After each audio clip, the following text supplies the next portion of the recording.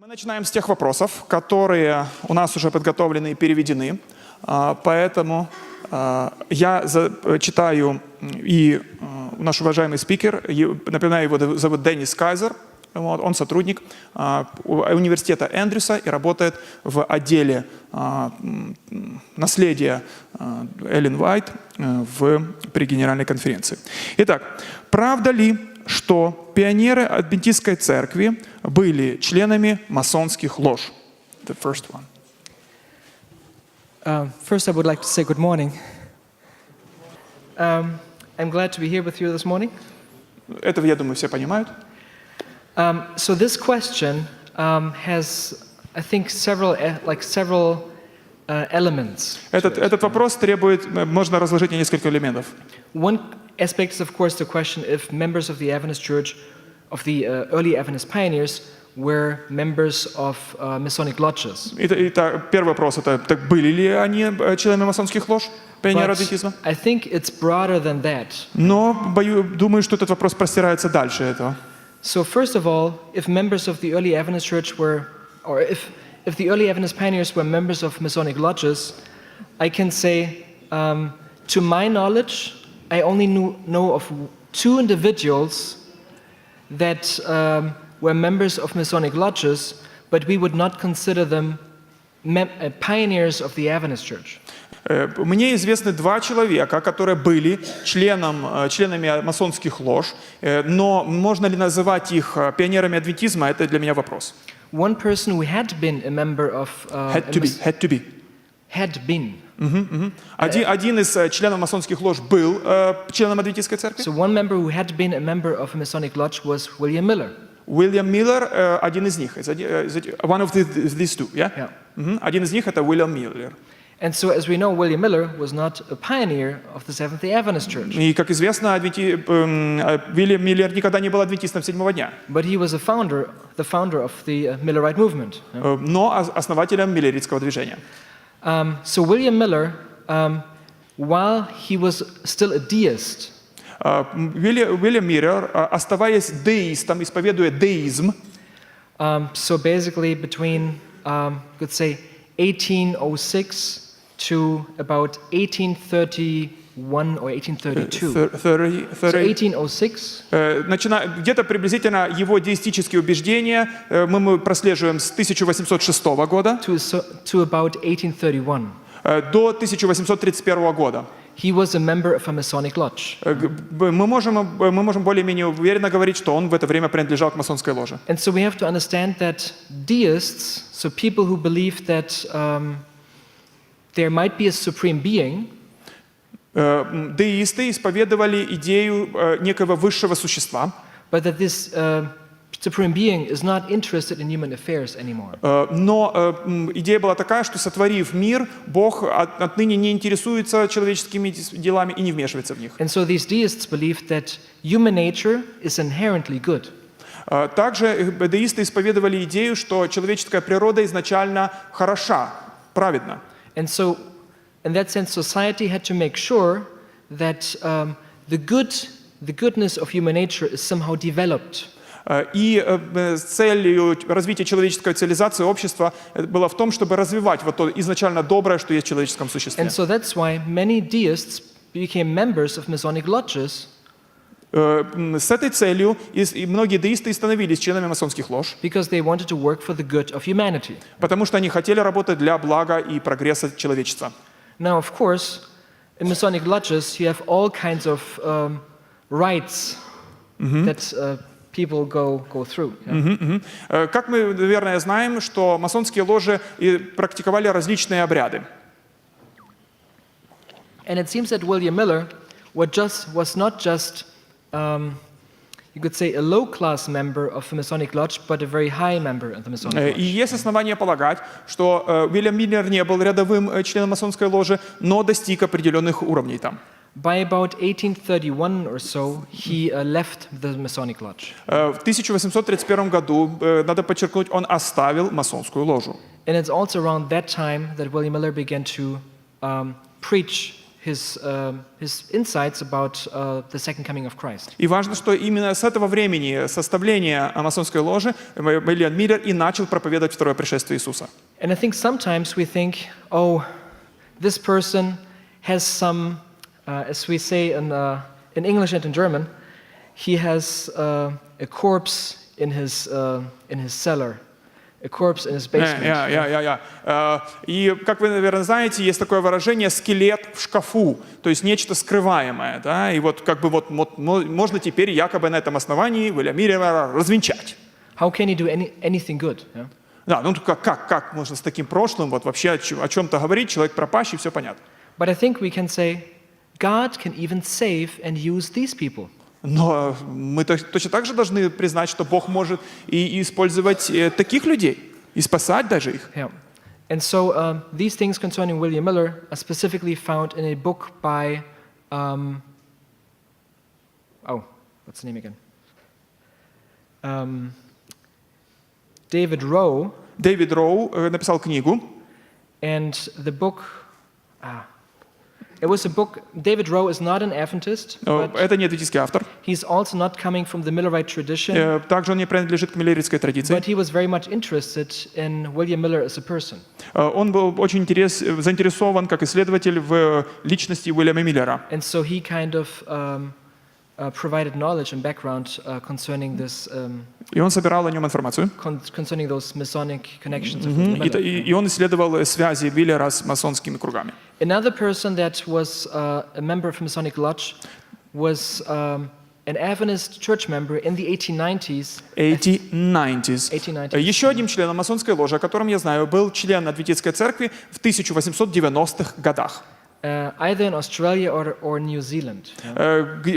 Где-то он находился в общинах то ли Австралии, то ли Новой Зеландии, вот в том And so районе. he was a member of the Adventist church, Он был членом Адвентистской церкви but at the same time a member of a Masonic lodge. и в то же время членом масонской ложи. And so Ellen White met with him, С ним встретилась Эллен Уайт, and somehow she was, when she greeted him, и вот так получилось, что когда она его приветствовала за руку, she grabbed his hand in a certain way. she grabbed. Yeah, she grabbed his hand in a certain way. Она взяла его за руку определенным образом. And he looked at her, Он ошарашенно посмотрел на нее. and he said, He said. И он спросил. this is a secret sign of, Greeting. of Masons. И он ошарашенно на нее посмотрел и говорит: подождите, вы жмете мою руку, как это делают с секретным знаком, секретным движением члены масонской ложи. And he asked her, so did you know what you did? Он у нее спросил: вообще, вы поняли, что произошло? And she said, well, what? I don't know. А она сказала: что? Я не знаю. And so later on, she had dreams where she then also addressed him and said that he should leave the Masonic lodge. И впоследствии Эллен Уайт имела видения, в которых ей было сказано, что необходимо встретиться с этим человеком и конкретно ему велеть оставить масонскую ложу. So when he realized that she really had special insights, Когда он понял, что Эллен Уайт было откровение относительно его членства, that you could not have if you're not a member of a Masonic lodge. you could not have. Yeah, so these insights you cannot have if you're not a member of a Masonic lodge. Когда этот человек понял, что то знание о масонской ложе, которое она проявила в своих обращениях к нему при рукопожатии, не может человек иметь, не принадлежа к масонской ложе. But women were not allowed as members. Но для него было противоречие в том, что женщин не допускали в масонские ложи. То есть, по идее, в силу своего пола Эллен Уайт не могла такой информацией And обладать. so that convinced him that she truly had a divine insight. И это обстоятельство убедило данного человека в том, что ей Господь проговорил и обличил его. And so he left the Masonic lodge. И таким образом он был побужден оставить масонскую ложу также. So that's basically concerning members of people that were members of Masonic lodges. Вот что можно сказать относительно членов масонских лож. Now, in general, when we look at Adventist publications, Когда же мы в целом смотрим на адвентистские публикации, during that time, на протяжении вот этого периода, о котором мы говорили, we see that if the subject of Freemasons or Masonic lodges comes up, И мы увидим, что всякий раз, когда там всплывает тема свободных каменщиков или масонов, it is always discouraged. it is always So Adventists, through their periodicals, discouraged members from being members of secret societies. Всякий раз такое упоминание имело призыв адвентистам ни в коем случае не иметь ничего общего с масонскими And ложами. so they always talked against secret societies. И всякий раз адвентисты выступали против всякого рода тайных обществ. And so, in that sense, also in Ellen White's writings, we find statements against secret societies. Также в трудах Эллен Уайт мы находим неоднократные свидетельства против всякого рода тайных сообществ. And so that's another element. Yeah? So they talked against them. Вот мы видим одну сторону, мы видим вторую. Now, one thing that in recent years has attracted some attention are symbols. Также тема, которая сегодня в последнее время обращает внимание многих диспутантов, это некие символы. And that is something that you could say became especially prominent through the like presentations of Walter Veit. I don't know if you know him here. Yeah, surely. Особо на этом делает шумиху некий Вальтер Вайт. Возможно, вы слышали о нем. I'm sure everybody knew him quite well. Because in his presentations, he focuses a lot on mysterious things, secret things, and so on. В своих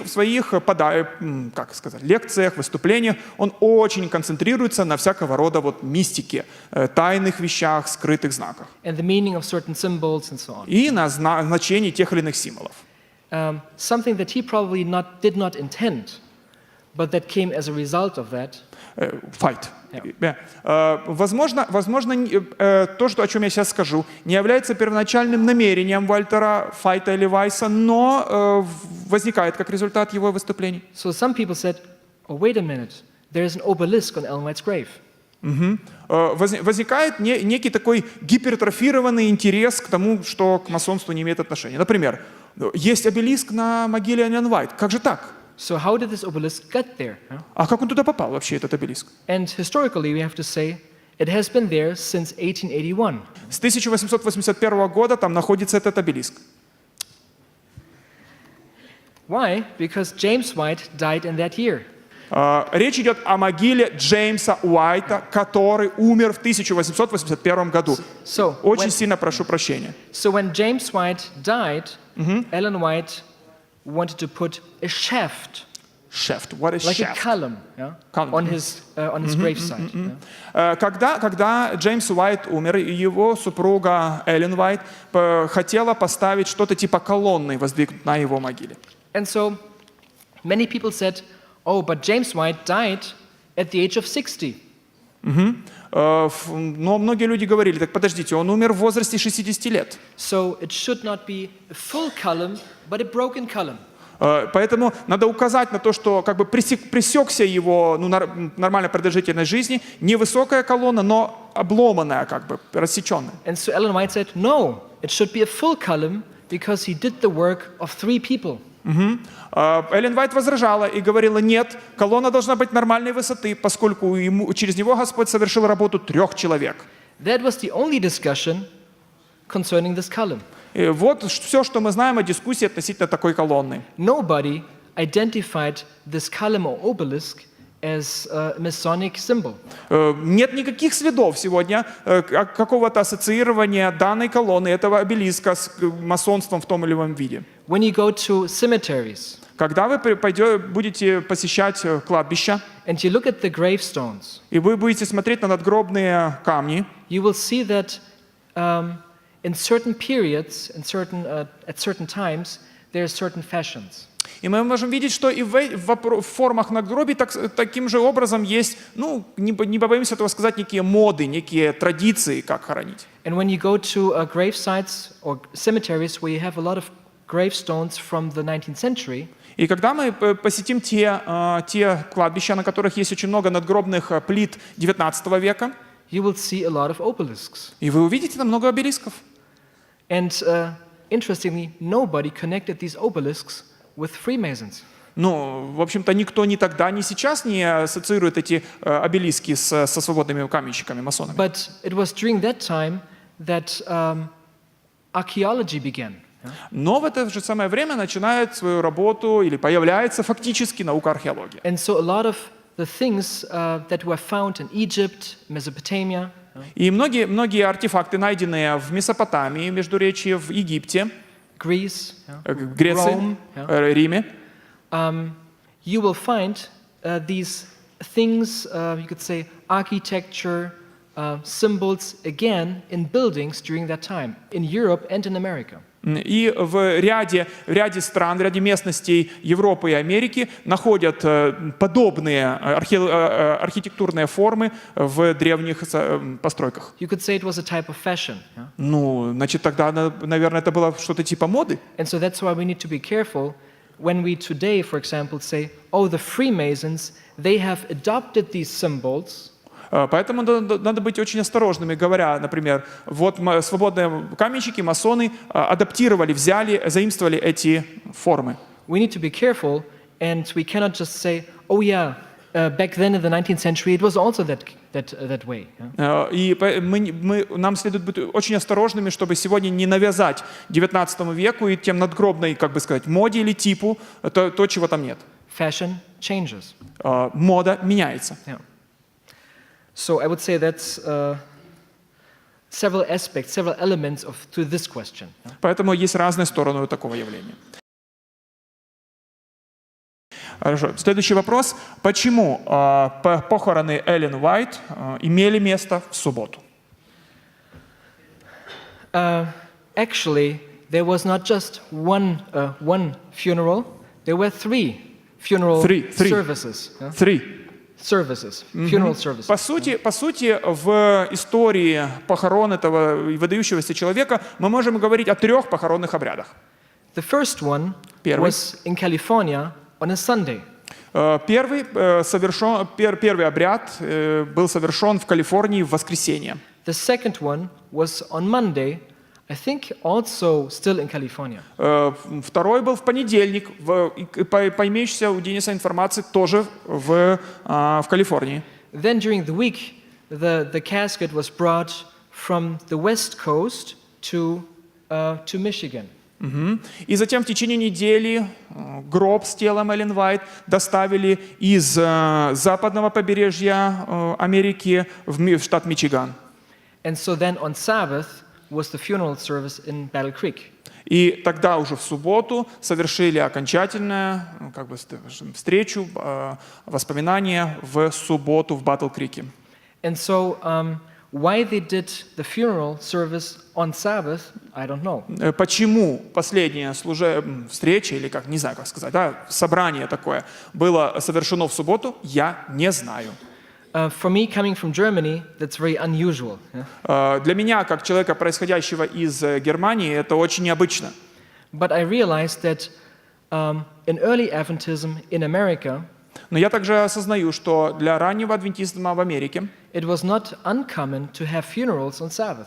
Не было чем-то сверхъестественным проводить похороны в субботу. Even today, there are still funerals on Sabbath afternoon. Сегодня, например, там возможны похоронные церемонии вечером в субботу. I don't know, do you have weddings on Sabbath? У меня вопрос. А скажите, пожалуйста, а у вас тут свадьбы бывают по субботам? Yes, no? Yes, no? No, no. Mostly no. In some countries, people have weddings on Sabbath. Я вам скажу, есть такие страны, в которых бывают свадьбы по субботам. In Germany, we could never imagine to do that. Ну, в Германии мы такого помыслить даже не можем, но страны такие есть. And so, I think it might just be a cultural thing. Не знаю. Возможно, похороны Эллен Уайт в субботу были вопросом культурного предпочтения. Because I don't know, do we have any command in the Bible that says that we should not bury people on Sabbath? Я до сих пор не нашел в Библии какого-то специального запрета хоронить людей в субботу. Maybe it was just an event where they tried to encourage people to reconsecrate themselves. Yeah? Возможно, такой день был избран для того, чтобы дать людям возможность проститься с Эллен Уайт, переосмыслить свою веру. To emphasize that your only chance for salvation is as long as you live.